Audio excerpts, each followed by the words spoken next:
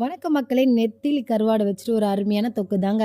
வெறும் சாப்பாடோட வச்சு சாப்பிட்டா கூட அவ்வளோ டேஸ்ட்டா இருக்கும். அது எப்படி செய்யலாம் சொல்லிட்டு தெரிஞ்சுக்கலாம் வாங்க.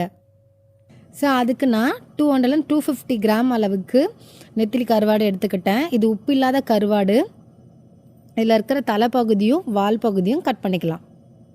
கட் பண்ணி வச்சுருக்கேன். ஒரு பாத்திரம் எடுத்தாச்சு. அதில் இந்த நெத்திலியை ஆட் பண்ணிக்கலாம். இதில் நல்லா கொதிக்க வச்ச சுடு தண்ணியை ஆட் பண்ணிக்கலாம். 10 to 15 மினிட்ஸ் நல்லா ஊறட்டும். ஏன்னா இதெல்லாம் காஞ்சதுன்றதால கொஞ்சம் அந்த சாஃப்ட்னஸ்க்காக தான் ஊற வைப்போம்.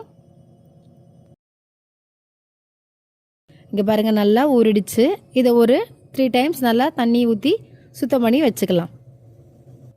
ஒரு பாத்திரம் எடுத்தாச்சு. அந்த பாத்திரம் நல்லா சூடானதுமே 2 டேபிள் ஸ்பூன் அளவுக்கு ஆயில் ஆட் பண்ணிக்கலாம். நல்ல எண்ணெய் சூடானதும் 1/2 டேபிள் ஸ்பூன் அளவுக்கு வடவம் சேர்த்துக்கலாம். இது கூட கொஞ்சமாக வெந்தயம், கட் பண்ணி வச்சுருந்த சின்ன வெங்காயத்தை ஆட் பண்ணிக்கிறேன். சாம்பார் வெங்காயம் சொல்லும் பார்த்தீங்களா, அது ரொம்ப டேஸ்ட்டாக இருக்கும். ஒரு 8 வெங்காயத்தை நான் இதில் ஆட் பண்ணிக்கிறேன். நல்லா இந்த வெங்காயம் வதங்கட்டும்.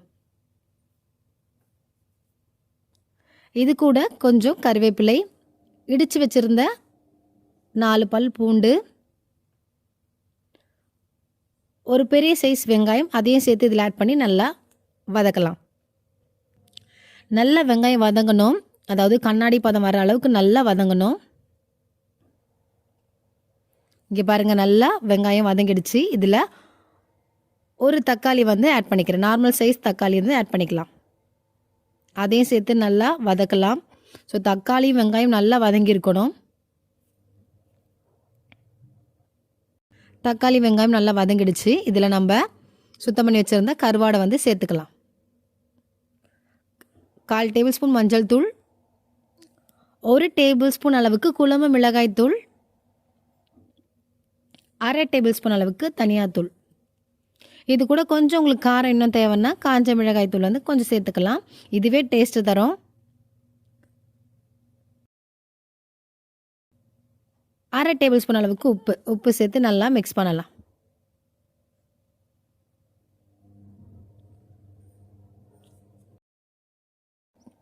ஒரு 1/2 கப் அளவுக்கு தண்ணி ஆட் பண்ணி நல்லா மிக்ஸ் பண்ணி ஒரு 2 நிமிஷம் போல் அது குக் ஆகட்டும். இங்கே பாருங்கள் நல்லா 2 நிமிஷம் ஆகிடுச்சு. இதில் 1/2 எலுமிச்சம்பழம் சைஸ்க்கு புளி எடுத்து அதை கரைச்சி வச்சுருக்கேன். கருப்பு புளி எடுத்திருக்கேன். அந்த புளிச்சாறையும் இதில் சேர்த்துக்கலாம். சேர்த்து நல்லா மிக்ஸ் பண்ணுங்கள். உங்களுக்கு தேவை, நான் தொக்கா செய்கிறேன். உங்களுக்கு கொஞ்சம் தண்ணி வேணுன்னா நீங்கள் தண்ணி ஆட் பண்ணி குழம்பு போலையும் செஞ்சுக்கலாம். அவ்வளோதான். நல்லா மிக்ஸ் பண்ணிவிட்டு ஒரு 3 to 5 மினிட்ஸ் அப்படியே வச்சிடலாம்.